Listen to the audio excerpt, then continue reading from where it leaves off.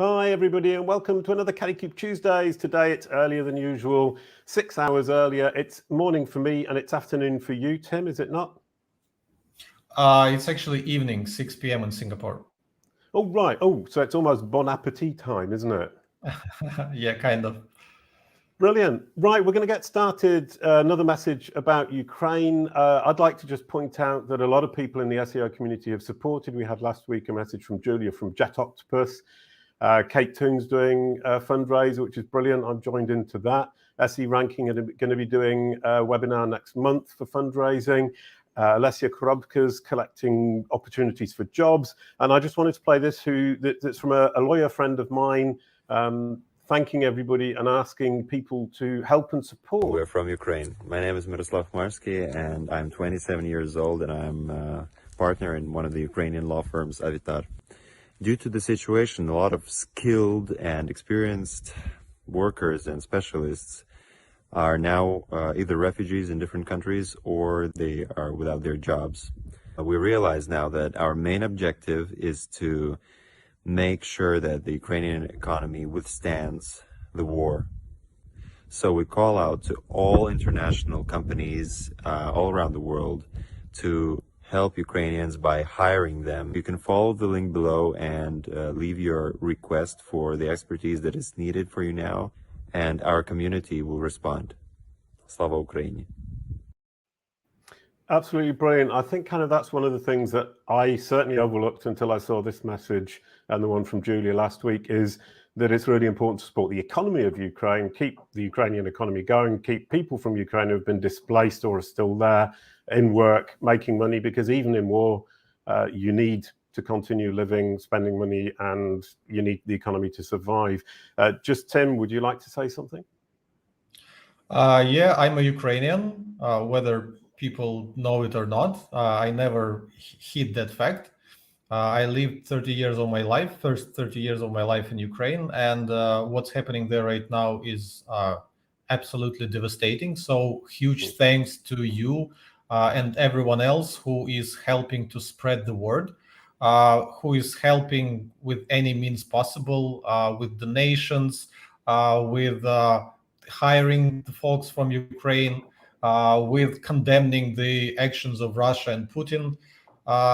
It's a devastating war, but at the same time, it is so great to see how much support our country is getting from all around the world, and how everyone almost universally condemns Putin's actions. So yeah, I think we'll come out victorious out of it. I'm just hoping that it would happen sooner. Right, absolutely. But I think another important point that I hadn't really realized until I talked to people like yourself and Anton and Eugene and Alessia is sharing and messages of support are actually much more powerful than perhaps we give them credit for. So sharing, amplifying the message and sending simple messages of support is incredibly important, and don't ever forget that, and keep doing it, and don't let that kind of momentum die. The momentum is incredibly important to keep going. Yeah, exactly. Putin should feel that everyone is condemning his actions every day, every hour, whatever like new airstrike he does or new forces that he sends to Ukraine. People should talk about that. People should condemn that. The politicians of the countries around the world should introduce more sanctions. Businesses should be pulling out of Russia and not help him to fund the war with their taxes. So it's incredibly important to keep talking about this, because yeah, like human psychology is adapting to everything. So at a certain point, all those images of the devastation of the war are no longer as striking as they were, because you're simply seeing them all the time. But it is still important to keep talking about this, to keep sharing those messages, to keep openly saying your opinion, and to keep pushing your politicians to do something, because diplomacy is actually quite a powerful force, and we're hoping that the force of diplomacy will help Ukraine to win this war. Brilliant, really well said. Thanks, Tim. Sorry. It's also really important, as Anton said, the first week to keep some normality. And so today, a little bit of normalcy is to talk about revealing the secrets of keyword data, which is your specialist topic at Ahrefs. So we're going to actually start the program now, a bit of normalcy, talking about SEO topics. A quick I'll be glad hello, to. and we're Yes. good to go. Welcome to the show, Tim Soulo. Thank Welcome. you. Brilliant. Thank you. Wonderful. I always start off with the brand SERP. This is my kind of little thing, my rabbit hole that I go down. And here we're looking at the Ahrefs brand SERP in London. That looks brilliant. What I love about that is you've got your rich site links, you've got the really, really nice top stories. That means you're producing a lot of content that Google sees that content that you're producing on a very regular basis is incredibly valuable to your audience because it shows on your brand SERP what it feels will be valuable, helpful, and relevant to your audience. And that, for me, is an amazing sign of how good your content strategy is, Tim, and your team. So all credit to them for that. That's amazing. And the other aspect is the entities that Google's understanding. Looking at the bottom of the SERP, we can see Ahrefs as an entity and the understanding that Google has of its relationship with all of these other entities. And that's a boatload. And I find that incredibly interesting from my perspective. Entity SEO, entity optimization, and as Kalicube says, entity identity are now one big aspect of SEO that we need to take care of. And I'm actually working with you guys at Ahrefs a little bit on that. And it's really enjoyable. You guys are really smart and we're doing some great work. None of that is thanks to me, of course. It was done before I even turned up on the scene. But that's a great brand SERP, Tim.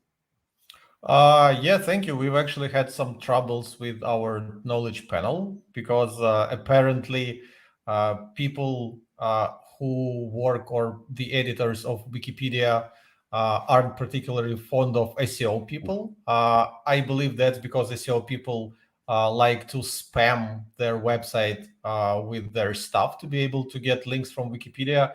And so it seems that some editors got allergic to any mentions of SEO tools and SEO industry. So yeah, we had some troubles with that, but hopefully we'll eventually find a way to display a nice looking knowledge panel in our SERP. Yeah, well, that's exactly where I'm helping you, and it is a problem that a lot of companies have, and it, especially in the SEO community, but also in other industries, creating a Wikipedia page can be very delicate, very tricky. You're not supposed to do it yourself, but without Wikipedia, it's certainly possible, and definitely something I'm very keen on is to start building Google's knowledge, educating this child that is Google without Wikipedia. Without even Wikidata, we can do it. It's a child that wants to understand. It just needs us as responsible adults to explain clearly and precisely who we are, what we do, and who our audience is. But enough about my pet topic and on to your pet I'm just hoping that this child won't grow into an angry teenager. Oh, that's a very good point. Yes, I hadn't taken the child analogy that far. Now you're going to give me sleepless nights. That was the worst thing you could possibly say. No, I'm frightened. Brilliant. Let's get on to keywords because you know lots about that and I don't. Now, when you're saying revealing the secret of keyword data, you've got boatloads of keywords in Ahrefs. How many billions of keywords? I don't even remember the number by heart because it's like it's so incomprehensible that you cannot connect it to anything else in your brain and make it meaningful. It's like, right. I don't know. I think in the US we have 4 billion, but is it a lot? Is it little? You don't know. Probably compared to how many different search queries people are entering in Google, that's little. But are we covering all of the most important search queries? I would think that we are. So that's basically what matters. Right. Yeah, no, 100%. I mean, the thing, the very, very long tail, it's impossible to actually get your hands on it. Google isn't sharing the data. And I mean, I suppose when your users, your clients enter new keywords, that's giving you an idea of where people are going as opposed to where Google thinks they're going. Is that helpful? Does that contribute a lot? We don't work with any user input. There are lots of conspiracy theories about Ahrefs looking at what people are doing in the platform and then somehow changing the platform based on that input. But no, we're not doing this because it creates a huge loophole that people would be exploiting. So we don't want to do this. We don't want people to be able to influence the data that we have just by entering it into Ahrefs. Oh, right. I didn't even know there was a conspiracy theory. I do apologize. I just meant that when I add a keyword to Ahrefs, you then track it. Therefore, I thought it got added to the whole pool of keywords. No, I thought that when you're putting a keyword that is not in our database, we would then add it to our database. So no, we don't use any input from people. So the same way as if you are inputting some domain that we haven't crawled yet, it doesn't mean that we'll somehow prioritize this domain for crawling because one of our users had entered it to Ahrefs. This is a slippery slope. Right. I kind of get the feeling now it feels like I'm talking to somebody at Google. It's kind of similar as what's happening internally at Ahrefs, and people are actually very interested in that and trying to manipulate it, or potentially trying to manipulate it. I'd never looked at it that way. Yeah. People like to manipulate our metrics. For example, the domain rating metric, which indicates the I call it link popularity of a domain. So how many other domains from all around the web are linking to you. It is then indicated in a simple 2-digit number. Well, sometimes I don't think anyone has domain rating of 100. So yeah, 2-digit number. And yeah, people are looking for ways to game it because there are lots of link sellers, and they're selling their links on the basis of how high the DR of a linking website is. So they are very much motivated to grow their DR with any loopholes and then sell links at a higher price. Wow, I feel so naive when you tell me things like that because I just hadn't thought about it. It hadn't occurred to me. But in fact, there's, all those nefarious kind of tricks that people play using different metrics, and you actually manage one of those metrics. So it becomes a battle for you too. Right. Sorry, but back onto the topic. I mean, that was incredibly interesting, and I've just learned lots of things I didn't know before. But you were talking about keyword search volume. We all use that as a metric. Is that really the best metric?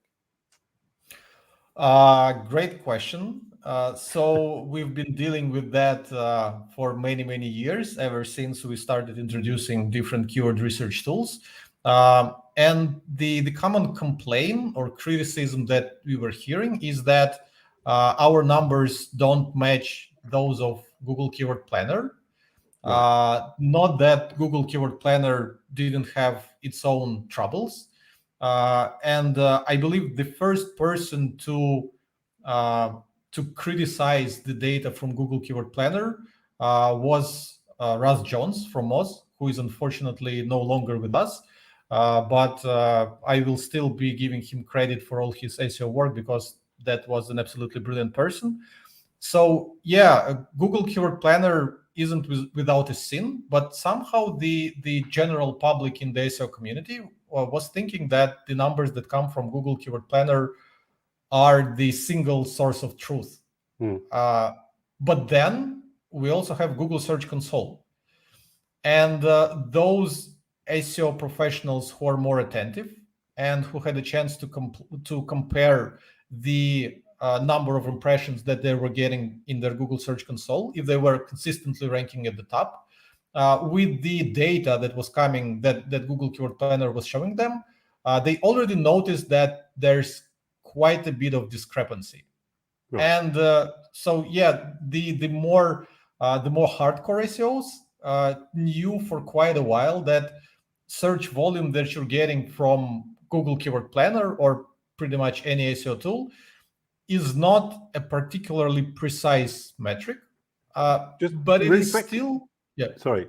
No, just a question about Keyword Planner, because it always struck me that the Keyword Planner is there to sell Google ads. So Google have got every motivation to hide data slightly, they round it up to a nice big number when it should be 400, they'll round it up to 500 or whatever. I mean, I don't know what they do, but the motivation of Keyword Planner is to sell Google ads. So that isn't necessarily compatible with actually reporting on search volume. Well, how long have you been in SEO, Jason? Oh, I started 25 years ago, but I'm old. So I'm not surprised that you are thinking of such things, because for a person who is just, 2 or 3 years in, it doesn't really cross their mind at this point that that Google Keyword Planner is a tool for advertisers, and they might be adjusting, let's use the word adjusting, their search volume data in a way that would benefit them.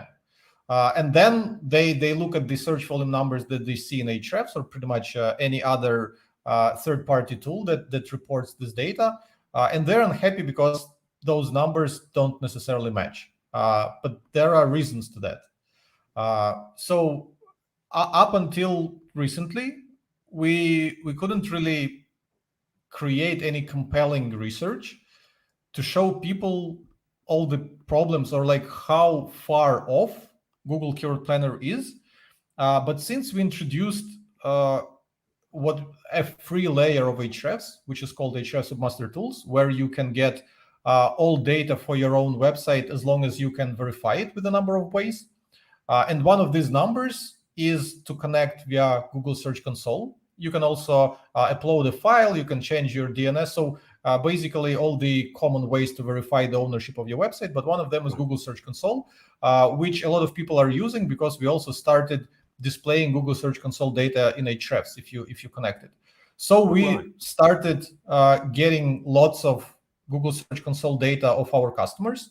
And then we realized, we can do a research and we can compare the search volumes or impressions from Google Search Console for a number of keywords with the data that we see in Google Keyword Planner and see how those two data sources compare to each other.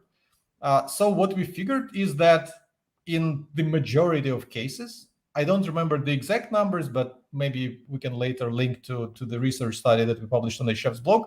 But in the majority of cases, Google Keyword Planner was overestimating the search volumes compared to what you get in Google Search Console. And the actual reason for that is pretty well known, again, to seasoned SEOs. It's because they group keywords with similar meaning together, and they display aggregate search volume for the entire group. Again, this is because it's a tool for advertisers. So if you want to advertise for a particular keyword, for example, you don't want to bother about singular and plural versions of that keyword, like cat food, cat's food, cat foods, cat's foods, I don't know, something like this, food for cats. To Google Keyword Planner, those things are the same. Yeah. But if you're an SEO professional, you do want to know the most common way how people search for something, because then you want to use that in your copy to speak to people in their own words. So that's basically, No, but that's incredibly important. I think kind of a lot of people miss that boat, as it were, is that they think, oh, I need to match exactly that phrase because that's what Google likes, but it doesn't actually carry. What does matter is that you're speaking the language that your users are using, not just the language, obviously English and French or Ukrainian, but using the vocabulary and the terms of phrase and the turns of phrase that people actually use. And I think kind of focusing on the user, which is what Google says all the time, and people get very angry with John Mueller for saying that over and over again. It does sound kind of trite and banal, but it's actually what you need to do. Sorry, that was my little rant there. No problem. Absolutely. The focus should be on the user. And I think if you want to future-proof your website or future-proof your marketing or SEO strategy, you should definitely have a user-first approach, because Google is absolutely optimizing towards what users would like. So if they are not there yet, in 3 years, 5 years, they will be there, or at least they will get much closer. So if you're planning for your website to exist for the next 3 to 5 years, you should be optimizing for people, because if Google is not realizing that you're optimizing for people today, they will understand it in a year or in 2 years, and you will blow your competition out of the water. Right. Yeah. I mean, that comes down, if you've got any kind of long-term business strategy, aim for where Google's going whilst making hay while the sun shines today as much as you can. But that's absolutely right. And the other thing is focusing on the user. It's just occurred to me, John Mueller talks about pull queries, which is brand queries. And he says people aren't focusing enough on that, and you really need to start focusing on that, which is great for me. But when I look at brand SERPs, it's the only thing I do is think, why is this useful, helpful, and relevant to the user? Or at least, why does Google think it's relevant and helpful and valuable to your audience, who are a subset of its users? And I'm writing an article right now for Wix about rich site links, and they seem so boring, those big site links that we showed earlier on at Ahrefs. But there's so many insights you can get from that. Is what is Google thinking? How is Google approaching this? And what are my audience actually looking for? Sorry, I'm once again. Oh, you're making me rant. No, not a problem. It's very on point, and it's funny you mentioned Wix, because it gives me a great bridge to another kind of fallacy that people have with search volume. A lot of people focus too much on the search volume of individual keyword, but like we just discussed, there are tons of different ways to search in Google for the same thing. And these days, Google is smart enough to understand that those searches mean the same thing and rank basically almost the same set of pages for all these searches.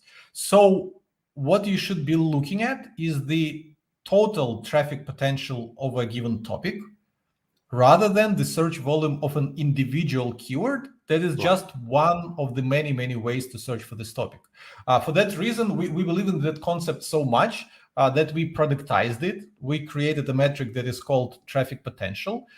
Basically, it's very simple. We don't like to overthink our metrics, because then it is harder for our users to understand them.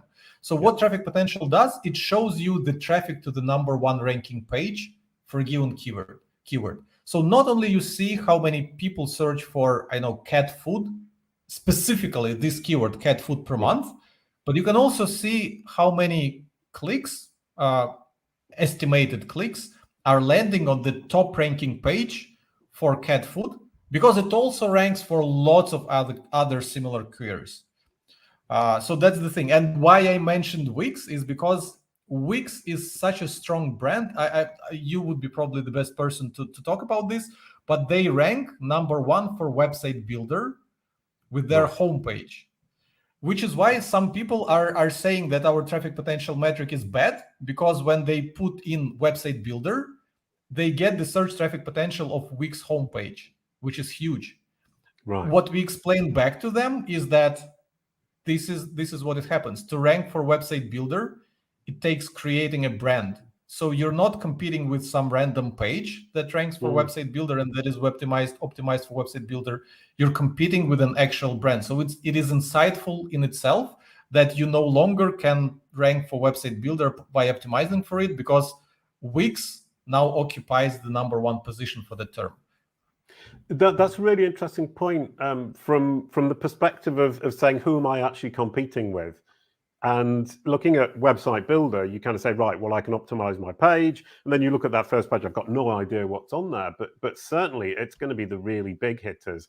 And a lot of people I talk to immediately come in with that kind of query, and you say, well, you've got absolutely no hope. You need to build from something else that's more realistic for a smaller brand like yourself. And kind of a lot of people, they're looking at that keyword volume. They see website builder, which is exactly your point, and they go super, super overboard about it and just focus on that all the time. I had a client like that with a French keyword term, and we did actually manage to end up ranking for that very short-head keyword term, but it took us 4 years, and we had to build a brand, as you say, which is brilliant. So what should we be looking at beyond, obviously, volume? I like the idea of the potential of a given page. What else should we? Another reason, basically, you should be looking at the potential of the the total traffic to top ranking pages, and again, adequately predict your chances of where you're going to rank, because you're definitely not ranking #1 for website builder unless you build a company as big as Wix. So that's the thing. And another reason why it is important to actually look at the traffic of the top ranking pages, other than the search volume of individual keyword, is because Google is stealing clicks from us. The most straightforward way how they steal clicks is with ads. They show freaking 4 ads on top of the organic search results. And if you look up some search queries on mobile, it gets absolutely ludicrous. Because those ads might also contain images, they might also contain site links, site links. So you'll have to scroll a couple times with your thumb until you reach the first ranking search result. So even if you rank number one for something, it doesn't mean you're getting loads of traffic because you have ads above it. And then Google has those SERP features, which is why at the beginning of our conversation, I mentioned that I hope Google won't become an angry teenager the more we educate him. Because what bothers me is that the more Google understands how to read, process, curate, and display information, the less they need to send people to the actual websites. I don't understand why the SEO. Excuse me, I'll finish my thought. I don't really share the excitement of the SEO community with the artificial intelligence tools that help you create content, those GPT-3 and such, because if you are going to generate your content with a robot, then what is the motivation for Google to send people to your website while they can use the same, if not better, system to generate that content right in their search results page? So you're actually putting yourself at a disadvantage by relying on those tools and by being happy that you can just generate content. I am very afraid of that. I don't like that this is happening. I don't really like that Google is educating themselves, because again, if you look at many content marketers, what they're doing is that they search for something, they open a few first pages of the search results, they read that content and they rewrite it into a different article. It's the same content, they just read it somewhere else. They rewrote it without adding anything fresh, anything new. They're not subject matter experts. And then with the backlinks coming from, I don't know, PBNs or like other people who are willing to link to you as long as you pay the money, SEO professionals put this page at the top of the search results, and what you get is mediocre content that is made from other content that is ranking at the top of Google. Why would Google want that to happen? Why won't they use their own GPT-3 or something to again aggregate content from those top ranking pages and rank their own page at number one, or even display that in the Google search results? So yeah, I'm very unhappy about that trend.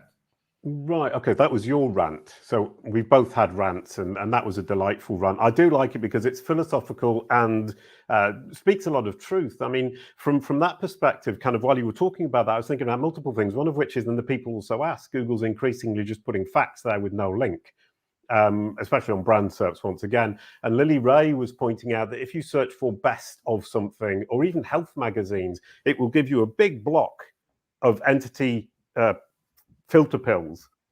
And so it's actually now recommending, so those best of articles are actually going to be more and more problematic, or less and less valuable to people, because Google's saying, right, this is what I've understood. So we then end up in a situation where if you've educated Google about who you are, what you do, and who your audience is, then you can get in there. But then we're ending up in the situation where people are researching the entire topic on Google, and our only chance of the visit is when they're pretty close to bottom of funnel. Don't know if that was actually a question. It was just a statement of things that I was thinking while you were talking. But your top stories there at the top of your brand SERP, I think kind of that's incredibly interesting, because that's something that Google cannot replicate. Your insight, your expertise in stories or articles that you're writing regularly. It's Joshua who does a lot of that. And the guy who does your video content as well, whose name I've forgotten, I'm afraid. Is it Mr. O? Sam O, is it? Sam O. Sam O, yeah, yes. What a great name. How could I forget that? Yeah, both guys are incredible. But in terms of, I'm not an expert in brand SERPs or even SERPs. You are the much more experienced here. So I might be wrong in my assumption, but I'm thinking that the reason why Google displays those articles in our brand SERP is because they think we're some kind of a news outlet in our industry, which we are not. So there are different kinds of blogs. For example, I'm sure like most people know about Search Engine Land, Search Engine Journal, Search Engine Watch. These are the blogs that are covering the latest developments or the latest news in the SEO industry. So if you want to know what were the latest statements from Google, or what were the latest releases from Google Search Console or Google Analytics, you would go and visit those websites because they always cover the freshest stuff. In the case of Ahrefs, we have what I call a resource blog. So we don't necessarily write about the hottest, latest, and trendiest topics.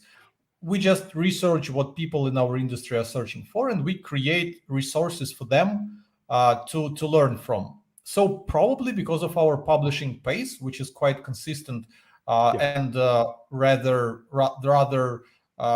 fast, Google might think that we are one of those news blogs. So this is why they feel important to display those latest articles in the brand SERP. I'm not sure if it's true. But what I'm alluding to is that our content is educational content rather than news content. Right. Google cannot really be a source of news content because someone has to take it from the real world and put it into words. In terms of educational content, the amount of that content is growing all the time. So take any topic, whether it is in marketing, in photography, in parenting, there's lots and lots of content that's already written. And most people, probably there's Pareto principle at work here, 80% of people are searching for the same basic things, because as you go more advanced and start looking for advanced topic, there would be less of these people. So what is stopping Google with all those GPT-3 and such to create those resources, kind of like Wikipedia, but Wikipedia is created by humans, while Google can just create their own curated Wikipedia based on what has already been written on the topic. So yeah, if you will offer something brand new, some kind of news-based thing, then you'll be able to get visitors to your website. Otherwise, if you're talking about the same topic that 100 different websites have already covered, why wouldn't Google just create kind of sort of a Wikipedia page based on what they've learned from those 100 pages? So this is this is what I'm ranting about. This is what I'm afraid of. Yeah, and I mean, and it's already happening in knowledge panels. We're seeing sometimes a little snippet that's actually just written by Google using GPT-3 or whatever it is, no longer Wikipedia or IMDb or even my own website. I mean, from a knowledge panel perspective, I'm advising clients to say, you need to get that description from your own website. But at a certain point in time, Google's just going to write it itself, as you say. And from my perspective, that also means you need to make sure that it gets it now, because then it's more likely to write what you want it to write as opposed to what other people are writing. But that's a totally different topic. What I'd like to do is give you an opportunity to say anything that we didn't talk about, because we rather went off topic there and it kind of moved around. Is there anything that I didn't ask that you really wanted to share about the secrets of keyword data, other than don't focus on search volume? I think that's actually the most important takeaway. If we'll get into details, the right format for that would be actually the research article that I've published, because you need to see the graphs, you need to see the exact numbers, which I don't remember by heart. But there are a couple takeaways. So the first takeaway is that don't think of Google Keyword Planner as having accurate search volume numbers. First, don't expect. First of all, don't expect third-party tools like Ahrefs to mimic the numbers from Google Keyword Planner, because our goal is to, at Ahrefs, I'll speak for ourselves, our goal is to use the other data that we have to refine those numbers and give you a slightly more accurate picture. Like we said, Google Keyword Planner is for advertisers. We are a tool for SEO professionals. So we're trying to solve the small issues that Google Keyword Planner has, fix them, and show SEO professionals the data that they're looking for. So yeah, don't expect a tool like Ahrefs to give you the same data as Google Keyword Planner, because if you need data from Google Keyword Planner, please go use Google Keyword Planner. I think that's quite fair. The second thing is that search volume of an individual keyword is not always indicative of how much search traffic you're going to get, because it all depends on the whole kind of cloud of search queries that mean the same thing.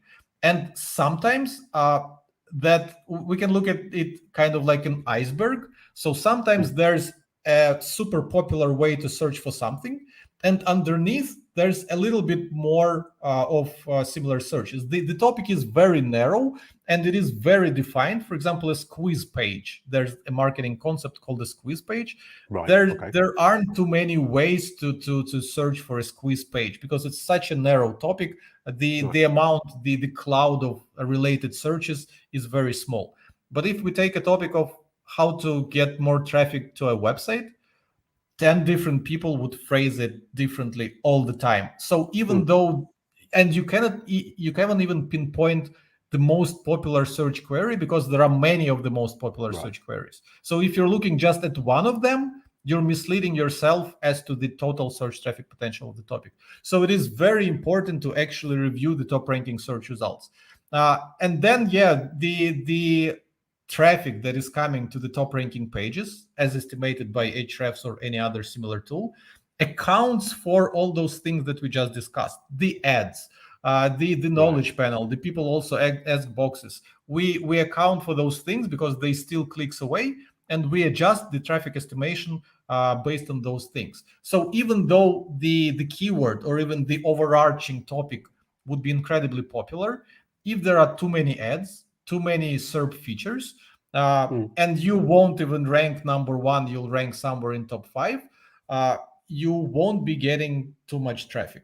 So these are the things that are important to know and understand, because this way you'll be able to adequately prioritize your list of topics that you are going to go after. Brilliant. So we can't hit and guess anymore. We actually have to use data, and that goes through platforms like Ahrefs and other such platforms. Thank you so much, Tim. That was absolutely brilliant. We're just going to present next week now, passing the baton. Next week, it's going to be Elizabeth Marsten, retail media in search. That's going to be absolutely delightful. E-commerce, we don't cover that enough. Incredibly insightful. She's incredibly smart, and it's going to be really, really interesting. Tim, could you pass the baton? Elizabeth, I'm passing the baton to you, and I'm hoping that you would have as great of a conversation with Jason as I just did. Oh, you're such a charmer. Thank you so much for that charming comment. Oh, I'm delighted. A quick goodbye to end the show. Thank you, Tim. Thanks, Jason. And thank you, everyone, for watching. See you next week. Kalicube. It's all about your brand SERP.